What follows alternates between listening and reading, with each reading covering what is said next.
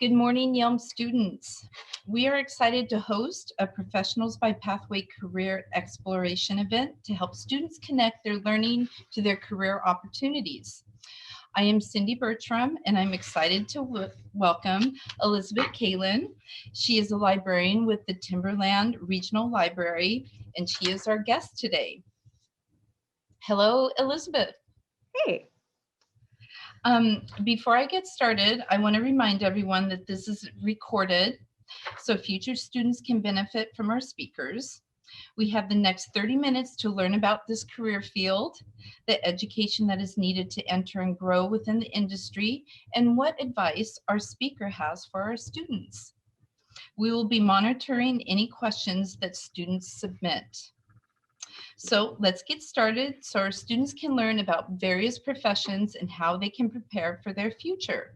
Elizabeth, tell us about your career field and how to get started, growth opportunities, pay, and more.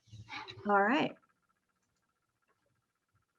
Let me just share my screen and hopefully everyone can see that.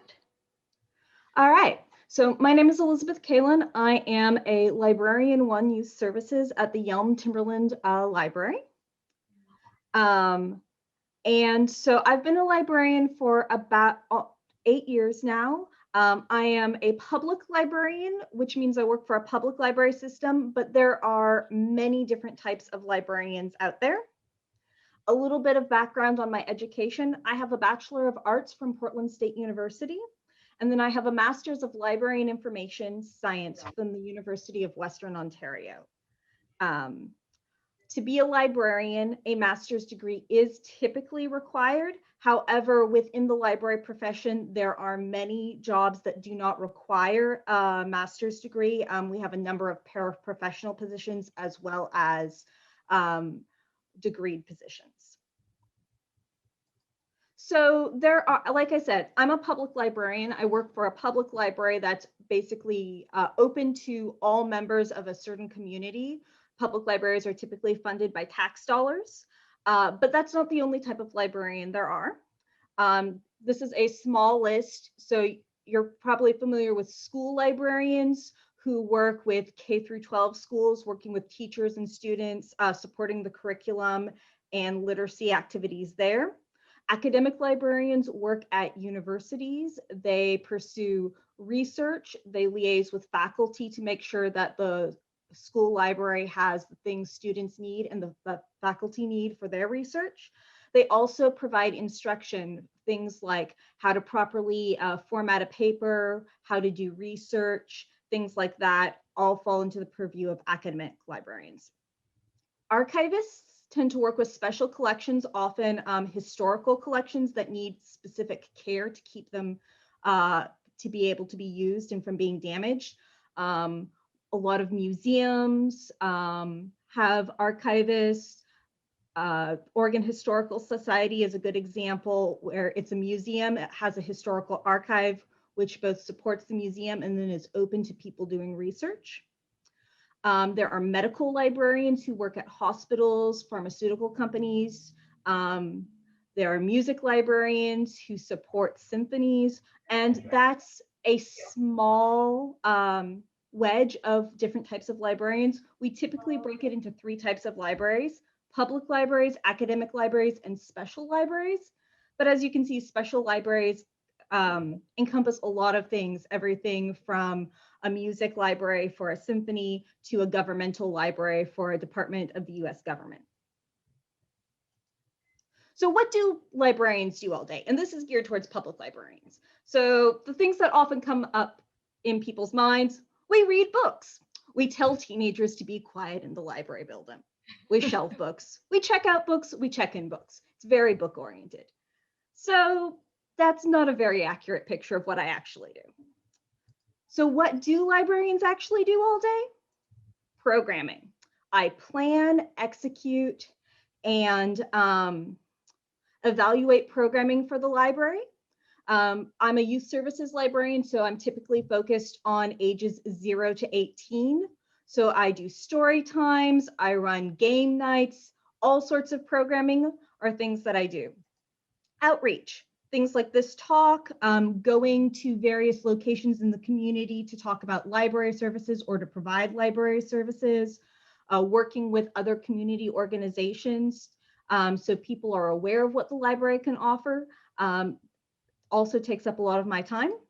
Reference. So when you come to the library with a question, we typically call that reference services. And it can range from everything like, I need the phone number for a local business to, I'm trying to track down this historical figure from 1920s Austria.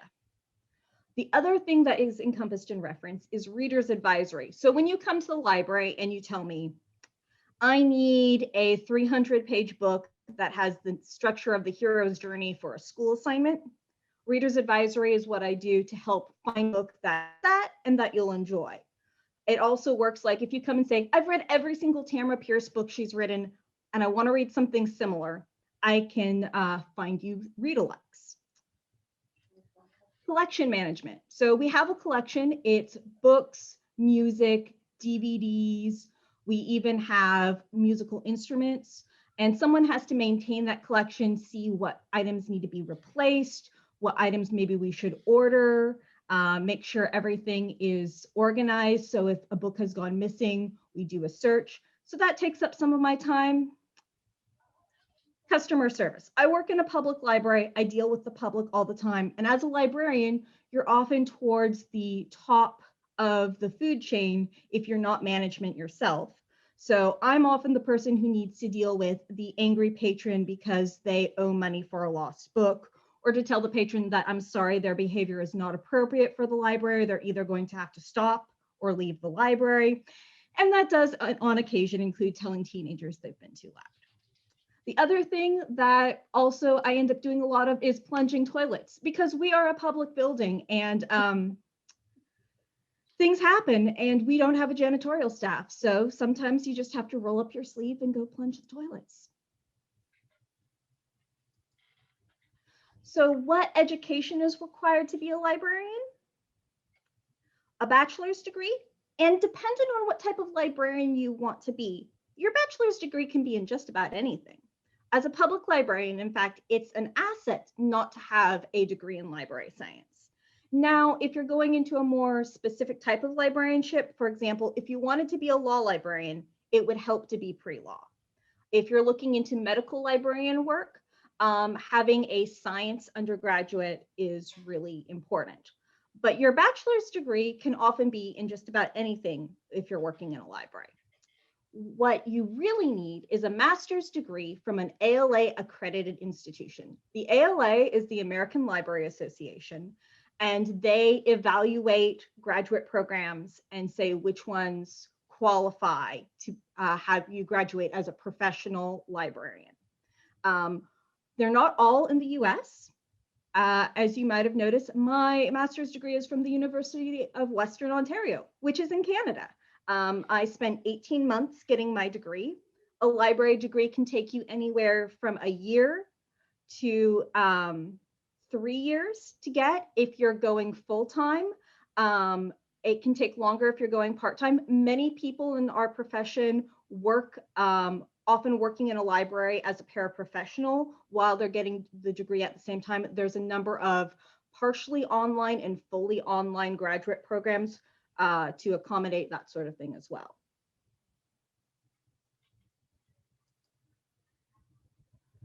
So some things to keep in mind, volunteer at different types of libraries. Get an idea for what it's like, what they actually do. For example, I use the Oregon Historical Society. My brother is a history major, and he was looking at what fields he might want to go into. So one of the things he did was volunteer at the Oregon Historical Society's archives to look at, is this a path he wanted to take? And would he want to pursue a degree that would allow him to be an archivist? Get a library job, even if it's not as a librarian. One of the most useful things to have on your resume is library experience. You can be working as a page shelving books, a library assistant, checking books in, doing most of our circulation tasks. All of those are useful, and they also give you an idea of how the library works, which can be invaluable once you're in a librarian position. Like I said earlier, librarians tend to be in the leadership of the institution. So if you're coming in brand new and you don't know how the institution works, it can be a little bit difficult to hit the ground running there. It's possible, but it's really useful to have that previous library information. And develop interests outside of library science. So for example, things that I was very passionate about and interested in that have assisted me being a librarian. As a teenager, I got really into manga and anime.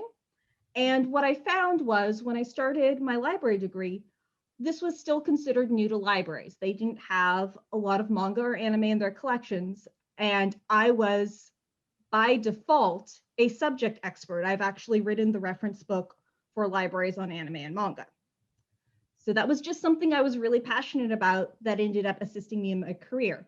Another thing is I'm really into Dungeons and Dragons, and that has been our most popular team program that we've hosted.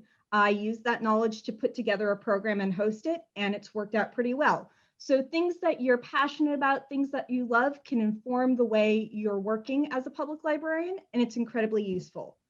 The other thing about public libraries in particular is there's always room for growth. There's different branches and opportunities there. So I'm a youth services librarian. I mostly do programming and work with the public.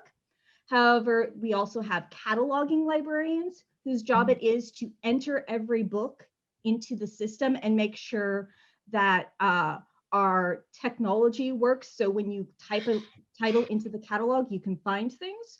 We have collection specialists who do most of the ordering for us. We have people who specialize in working with older adults, in helping people find jobs, all sorts of things and opportunities there. It's really wide open. Another thing is with public libraries, at least, is there's all sorts of opportunities, even as a paraprofessional. We have library assistants who have developed and put together programs. There's also opportunities to connect both inside and outside of your library system. I work with a group of teen librarians throughout Timberland. Timberland has 27 branches. So there's a group of us who work together to do programming for the entire district. I also am a member of Washard, which is a group that reviews new teen books and publishes those reviews for librarians across the state to enjoy. And all public libraries are a little bit different. So my current job, I'm a youth services librarian, and I mostly just work in my branch. My previous job was at a much smaller library system.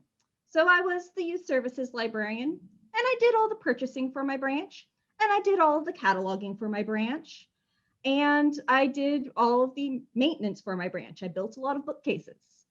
So it all depends on where you end up and what you're interested in. It is a public service job, so the pay can range widely, but you're looking at typically between starting at maybe $30,000 a year to some positions will pay $75,000 a year. So there's a wide range. It depends on what you're doing, your experience, where you're working, but it is a professional job and the pay does scale accordingly. So I think that's about all I have to say. Are there any questions? I don't see any in our Q&A, but I have questions that I'd love to ask. Sure. So with your position, how do you use reading, writing, and communication skills for your job? So unsurprisingly, I do a lot of reading for my job.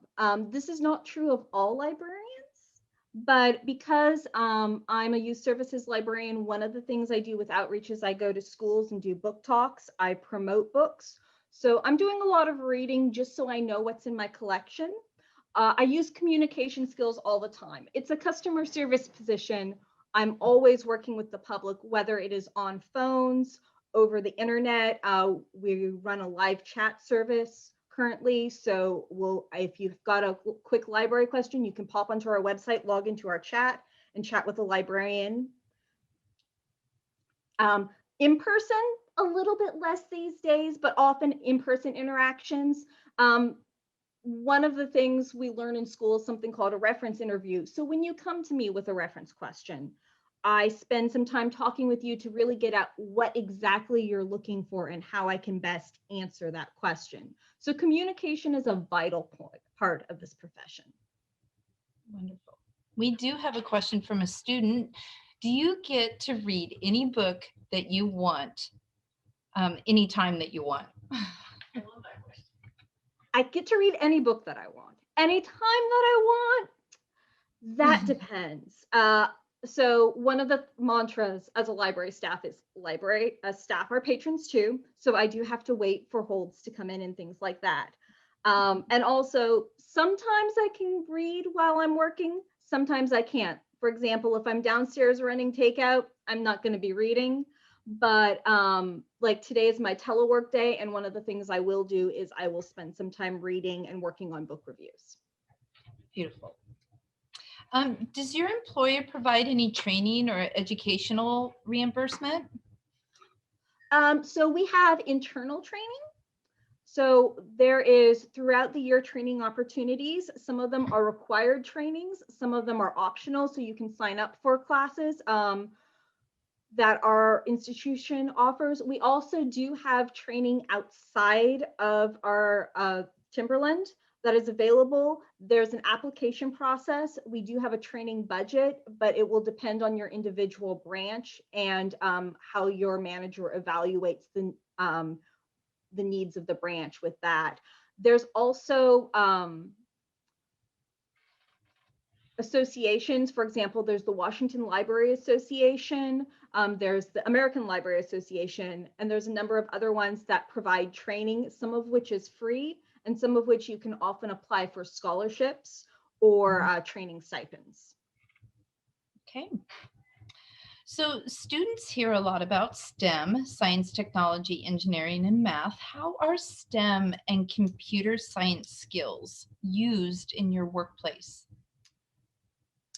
Well, one of the major things we normally deal with, a little bit less right now, but we still deal with a lot, is helping people use computers and technology. For a number of people, the library is the only place where they have access to that technology, and we're often called upon to help them with that. So that's one part of it. We also, as a youth services librarian, that's something I'm particularly aware of. We do try to incorporate things like that into some of our programming. I don't know if any of the students have been to what we used to call Builders and Tinkerers, which was a program where you came and played with STEM toys. So the library tries to foster an environment where that sort of learning and exploration is welcomed and kids are given the opportunity to do. There's also a branch of library science whose job it is to maintain our computer systems and deal with our whole cataloging systems. And we have basically technology librarians who manage that. So when our catalog stops working, there's a librarian who's specialized in that and is troubleshooting and trying to figure out why the catalog isn't working and how to repair it. So that's a whole nother side of librarianship as well. Wonderful. All right, we do have a question from a student. Do different branches have different pay or volunteer hours? So volunteer hours, yes. It depends on the branch and the needs of the branch and just how they're set up. So Yelm is a medium-sized branch and we have a dedicated volunteer coordinator. Some of it depends on just how much work we have for volunteers to do. Larger branches like Lacey and Olympia may have more opportunities. Smaller branches like Tenino or Ilwaco might have less. However, the pay is standard across our system. So each job has a classification and there is a pay range for that classification. It doesn't matter if you work in Olympia or if you work in Yelm or if you work in Chehalis. The pay for your position is going to be the same. Now, there is a range, so dependent on your experience and your years of service, your pay does change. For example, this is this will be my 5th year at Timberland come August. So my pay is adjusted each year based on my time there. But it's always within that set range. And there's a number of limitations for changing this pay range. We just went through something called class and comp, where they evaluate every job and look at what other libraries pay and decide what is a fair pay range. So what are some things that students can do like right now to prepare for success? So they can familiarize themselves with libraries and library systems. You might not be able to currently go into the public library. We're doing takeout, but you can poke around our library website. One of the things that's really cool is you can get a card immediately online. So if something requires a library card, you can do that right now, get a card within minutes. And see, we've got reference databases. We have ebooks and audiobooks. Just kind of familiarize yourself, see some of the services. And like I said, you can do some research into the different types of libraries, kind of figure out, with COVID going on, it's much harder to go and visit libraries and see what they're like. But that's something I always suggest to people, is going and physically looking at libraries. I'm also always happy if students have particular questions or just want to know more about library science. I'm always happy to talk with students. I've included my email on the next slide. Feel free to contact me. But another thing to think about is what things you're passionate about that might fit into library service. I'm really passionate about stories and connecting people with stories that really resonate with them. One of my strengths as a librarian is reader's advisory. I do book reviews, that sort of thing. But I have another coworker who is more interested in the technology side. He's always playing around with apps, trying to figure out, which of our library services online are the best for what. He's done photography programs and that sort of thing. So kind of look at what are you really passionate about and how you can develop that and how that might work with a career in library science. I'm mostly talking about public librarianship, but this is again where if you're interested in a specialization, for example, did you know that Pixar has a library? Pixar has a library and they have a librarian. So if you're really into animation, but perhaps drawing, storyboarding, that's not your thing, you could work as a librarian for Pixar. I'm not sure if you're familiar with the documentary maker, Ken Burns. He relies heavily on librarians and researchers as he does his research for the documentaries he makes, especially when he's using historical photos and other documents. So look at your passions.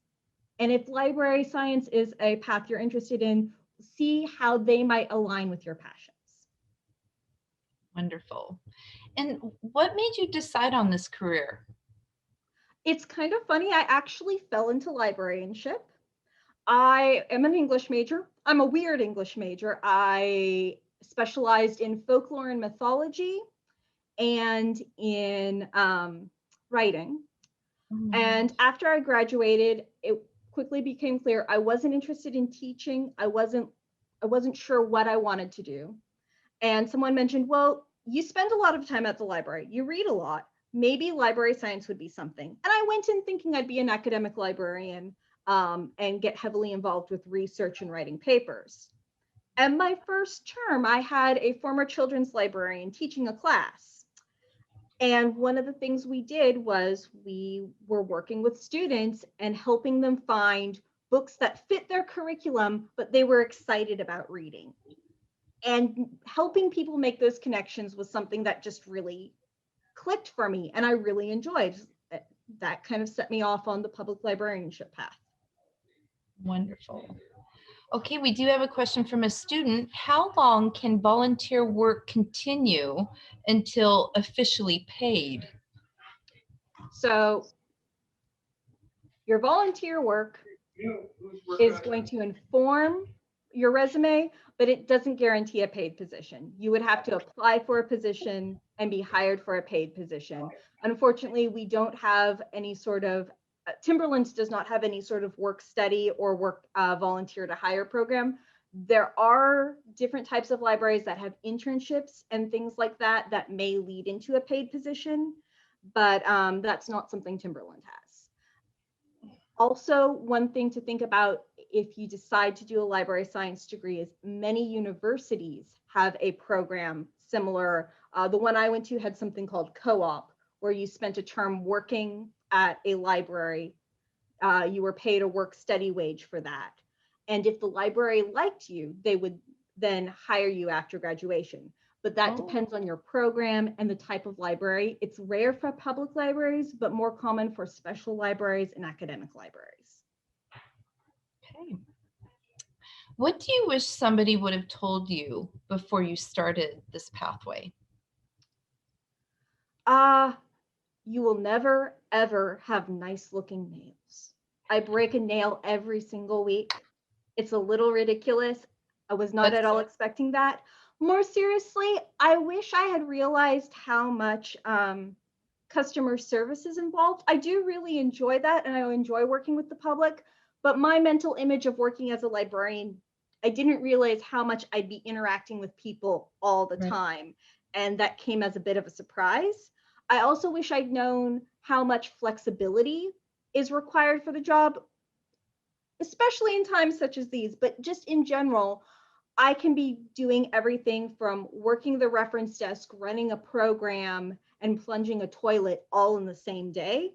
And so being flexible and knowing how to adjust is really important in this job. And I hadn't realized that coming in. I thought I would sit at a desk, do reading, maybe do a story time or two, but that was not the reality of the position. No. Okay.